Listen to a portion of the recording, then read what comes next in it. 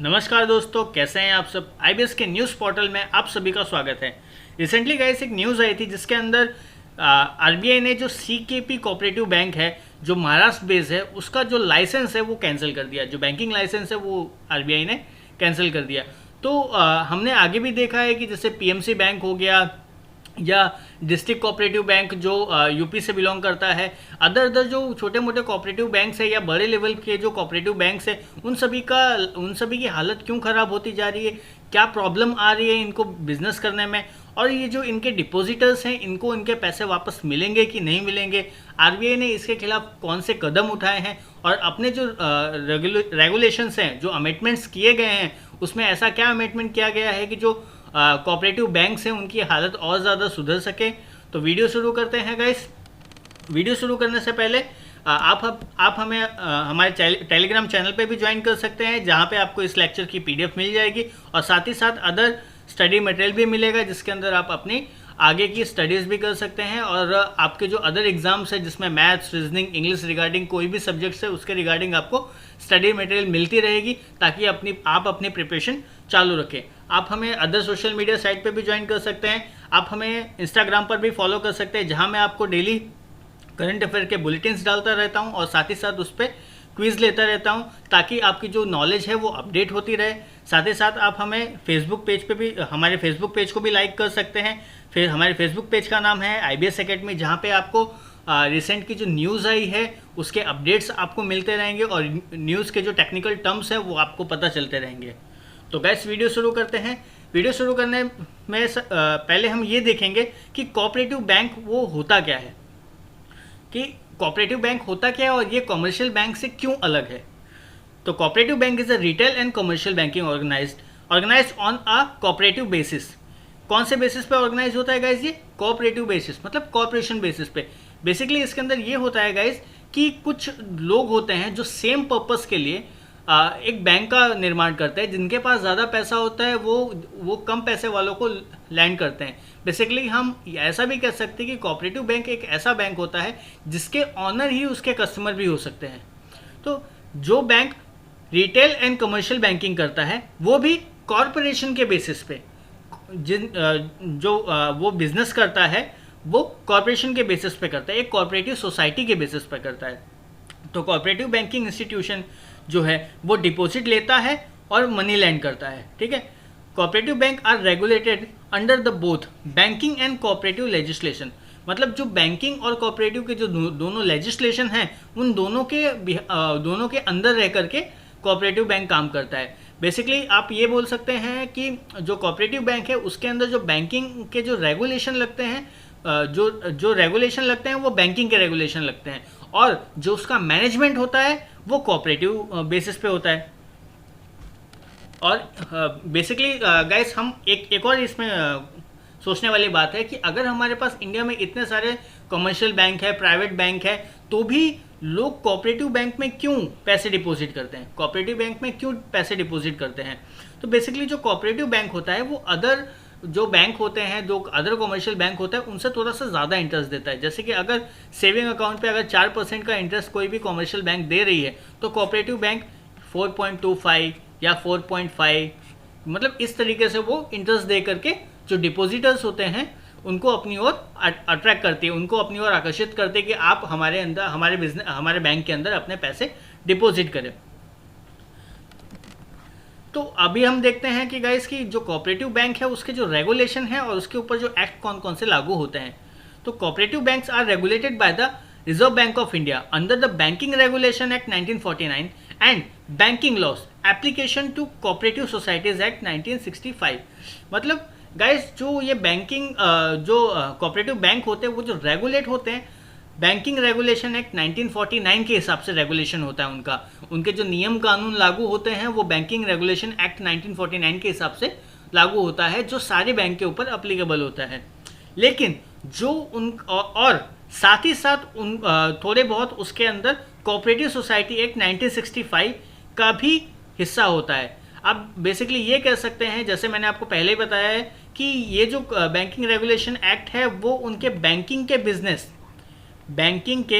Business के लिए उसके जो लॉज हैं, उसके जो टर्मिनोलॉजी है, उसके नियम कानून है, वो सही तरीके से पालन हो रहा है कि नहीं हो रहा है, उसका जो रेगुलेशन होता है वो बैंकिंग रेगुलेशन एक्ट 1949 के हिसाब से होगा। लेकिन बैंक का जो मैनेजमेंट होगा, वो कोऑपरेटिव सोसाइटी एक्ट 1965 के हिसाब से होगा।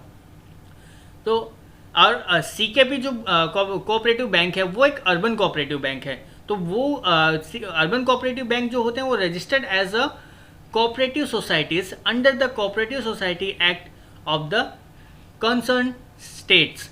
इसका मतलब ये गाइस है कि वो जो एक्ट जो लगता है उनके ऊपर, कोऑपरेटिव सोसाइटी एक्ट, वो उस स्टेट का लगता है। जैसे कि अगर कोई कोऑपरेटिव बैंक है तो जो उसके ऊपर जो कोऑपरेटिव सोसाइटी, जैसे कि कोई भी एक बैंक है, मैं आपको कहता हूँ कि दिल्ली की कोई बैंक है, कोऑपरेटिव बैंक है, ठीक है, तो दिल्ली की कोऑपरेटिव बैंक है, तो उसके ऊपर जो कोऑपरेटिव सोसाइटी एक्ट लगेगा वो उस स्टेट का कोऑपरेटिव सोसाइटी एक्ट लगेगा 1965, ठीक है। तो ये जो कोऑपरेटिव बैंक होती है उनको जो लाइसेंस कौन देता है? लाइसेंस जो होता है वो आरबीआई देती है कि आप अपना बैंकिंग बिजनेस करो। और RBI is the both the controlling and inspecting the authority. मतलब कोऑपरेटिव बैंक को जो कंट्रोल करना है और उनको जो इंस्पेक्ट करना है उसकी अथॉरिटी आरबीआई के पास होती है। तो गाइज हम देखते हैं कि 2 मई 2020 में आरबीआई ने एक प्रेस नोट निकाली थी जिसके अंदर ये बोला गया था, प्रेस रिलीज की थी जिसके अंदर उन्होंने ये कहा था कि cancel the licence of the CKP Cooperative Bank Limited Mumbai to carry on business with effect from the closure of the business on April 30, 2020। मतलब 28 अप्रैल 2020 को आरबीआई ने उसका सीकेपी कोऑपरेटिव बैंक का जो है वो लाइसेंस कैंसिल कर दिया था। वो भी इफेक्ट कब करेगा? जो क्लोजर बिजनेस होगा 30 अप्रैल 2020 पे वो इफेक्ट करेगा, वहाँ से वो इफेक्ट करेगा। तो देखते हैं अब ये सीकेपी कोऑपरेटिव बैंक के बारे में थोड़ी सी डिटेल ले लेते हैं कि सीकेपी कोऑपरेटिव बैंक है वो कहाँ कब से स्टैब्लिश्ड इन 1915 की बैंक है गाइस। ये काफ़ी पुरानी बैंक है। One of the oldest urban cooperative bank in Mumbai, having its head office in Matunga Mumbai. मतलब ये इसकी जो है गाइस की 8 ही ब्रांच है, ज़्यादा नहीं है, across the Mumbai and Thane district. Mumbai और थाने डिस्ट्रिक्ट में ही है, ज़्यादा ब्रांचेस नहीं है, 8 ही ब्रांच है। तो उसकी जो वो 1915 की जो बैंक है ये, और one of the oldest urban cooperative bank है वो मुंबई में, और ये मुंबई और थाने तक ही सीमित है, और टोटल इसकी 8 बैंक है। अब देखते हैं इसके फाइनेंशियल पोजीशन के बारे में कि फाइनेंशियल पोजीशन इस बैंक का क्या है। नवंबर 2019 के हिसाब से है गाइस कि इसमें जो डिपॉजिट हैं वो है 485.56 करोड़ के अमाउंट की डिपॉजिट है। लोन की जो अमाउंट है 161.71 है, और शेयर कैपिटल 62.50 है, ठीक है गाइस। और साथ ही साथ इस बैंक का जो फेलियर होने का सबसे बड़ा रीज़न है, सबसे बड़ा जो रीज़न आप कह सकते हैं कि इसका जो नॉन परफॉर्मिंग एसेट है वो इंक्रीज होकर के 96.83% हो गया। 96.83% हो गया है इसका जो एनपीए है, तो वो इंक्रीज होकर के ये रीज़न है। और साथ ही साथ आरबीआई ने बहुत सारे रीज़न लिस्ट किए हैं अपने प्रेस नोट के अंदर कि ये रीज़न है कि हमको सीकेपी कोऑपरेटिव बैंक है उसका जो लाइसेंस है वो कैंसिल करना पड़ा।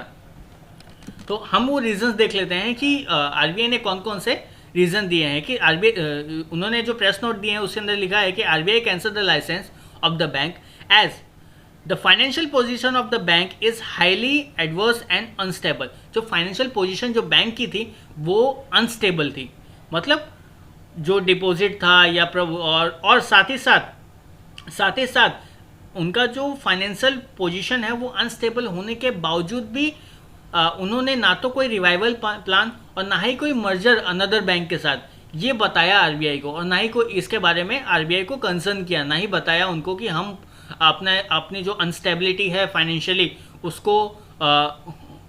उसको रिवाइवल करने के लिए, उसको स्टेबल करने के लिए हम इस बैंक के साथ मर्जर कर रहे हैं या हम ये कदम उठा रहे हैं, इसके बारे में भी बात नहीं किया है। और साथ ही साथ आरबीआई ने दूसरा एक रीज़न दिया है जिसमें बोला गया है कि bank is not satisfying the requirement of minimum capital and reserve as per the prescribe section 11।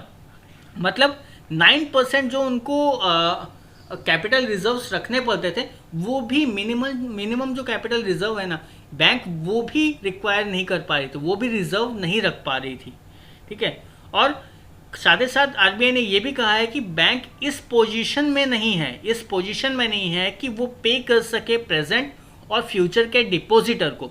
मतलब आज के जो डिपॉजिटर हैं, आज जो जितने उसके पास डिपॉजिटर हैं, उसके भी वो पैसे पे नहीं कर सकती, इस पोजीशन पे है। और फ्यूचर में जिनको पे करना है, जैसे किसी ने एफडी ओपन कराई है तो फ्यूचर में 6 महीने बाद या साल भर बाद या 2 साल बाद उसको पेमेंट करना है, तो वो भी पेमेंट करने की पोजीशन में नहीं है। तो गाइस इसके अंदर बहुत सारे रीजंस दिए हुए हैं आरबीआई ने, जिसकी वजह से उन्होंने कैंसिल किया हुआ है। अब देखते हैं कि जब ये बैंक का लाइसेंस कैंसिल हो जाएगा, लाइसेंस कैंसिल हो जाने के बाद जो डिपॉजिटर की मनी होती है उसका क्या होगा। क्या डिपॉजिटर्स को पैसे मिलेंगे, और मिलेंगे तो किसके तहत मिलेंगे पैसे। ठीक है, तो आरबीआई ने अपने प्रेस नोट में भी ये बताया हुआ है कि एज पर द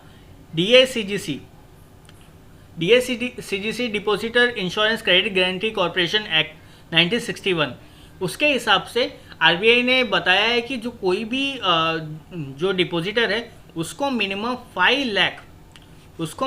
5 लाख तक का अमाउंट उसको मिल जाएगा। इसका मतलब ये नहीं है गाइस कि अगर आपने 4 लाख रुपए आपके अकाउंट में है तो आपको 5 लाख रुपए मिल जाएंगे, आपके डिपॉजिट आपको 5 लाख रुपए डीआईसीजीसी के हिसाब से मिल जाएंगे। ऐसा नहीं है गाइस, मिनिमम आपको 5 लाख जितने अमाउंट आपको मिल सकते हैं। जैसे कि अगर आपने 10,000 आपके अकाउंट में है तो आपको 10,000 मिल जाएंगे। लेकिन अगर आपने 1 लाख रुपए डाले हैं, आपके बैंक अकाउंट में 10 लाख रुपए है, मानता हूं मैं कि आपके बैंक अकाउंट में 10 लाख रुपए है, तो आपको as per the DICGC rule आपको सिर्फ और सिर्फ 5 लाख ही रुपए ही मिलेंगे। वो भी बैंक की कंडीशन पे डिपेंड करता है। अगर बैंक के हम एसेट्स बेचेंगे या और भी सारी चीज़ें बेचते हैं, जो बैंक के पास एसेट्स हैं, जो प्रॉपर्टीज़ हैं, उनको बेचने के बाद बैंक इस कंडीशन में होती है कि वो अपने डिपॉजिटर को 100% अमाउंट पे कर सकती है, तो वो पूरे के पूरे पैसे पे करेगी। ठीक है गाइस। अब एक योगेश दयाल जो चीफ जनरल मैनेजर हैं, उन्होंने ट्वीट किया है कि CKP Cooperative Bank Limited Mumbai has been under all inclusive direction of RBI since 2014 as there was no scope for revival of the revival of the bank. Its license has been cancelled. Out of 1,32,170 depositors of the bank, about 99.2% will get full payment of their deposits from DICGC. अब 2 मई को RBI ने एक press note release की जिसके अंदर ये सारी detail बताई कि सीकेपी जो बैंक है उसके वो क्या रीज़न था जिसकी वजह से उनका लाइसेंस कैंसिल किया गया। और 3 मई को जो चीफ जनरल मैनेजर हैं योगेश दयाल आरबीआई के, उन्होंने ये बोला है कि जो सीकेपी बैंक है उसके पास रिवाइवल के लिए कोई भी कोई भी होप नहीं बचा था, कोई भी स्कोप नहीं था कि वो बैंक रिवाइवल कर सके। इसकी वजह से उसका लाइसेंस कैंसिल कर दिया गया है। और 1,32,170 जो डिपॉजिटर्स हैं टोटल उस बैंक के, उसके 99.2% जो डिपॉजिटर्स हैं उनको पूरी की पूरी पेमेंट मिल जाएगी, वो भी डीआईसीजीसी के तरफ से। मतलब आप गाइस ये समझ सकते हैं कि बैंक के पास इतनी एसेट्स और इतनी ये डीआईसीजीसी ने इतने अमाउंट उन्होंने इंश्योरेंस के पे कर दिए हैं, करने वाले हैं कि जिसमें 99.8 मतलब 0.8% ही अमाउंट है जिसका पेमेंट नहीं हो पाएगा। जिसके अंदर आप बोल सकते हैं कि या फिर हो सकता है वो जो 0.8% है उनकी अमाउंट 5 लाख से ज़्यादा हो, 5 लाख से अमाउंट ज़्यादा हो, या तो कोई और प्रॉब्लम हो जिनका उनके बिहाफ में लोन चल रहा हो, या कोई भी अदर इशू हो सकते हैं। लेकिन 99.2% जो डिपॉजिटर्स हैं उनको पैसे मिल जाएंगे। तो सीकेपी जो बैंक के डिपॉजिटर हैं उनको चिंता करने की कोई ज़रूरत नहीं है, उनके पैसे उनको मिल जाएंगे। आरबीआई के chief general manager Shri Yogesh Dayal ने ये ट्वीट किया है। तो अभी हम देखते हैं कि गाइस जो रिसेंट के अमेंडमेंट्स आए हैं, रिसेंट्स के जो अमेंडमेंट्स आए हैं उससे क्या बेनिफिट मिलेगा इन कोऑपरेटिव बैंक्स को।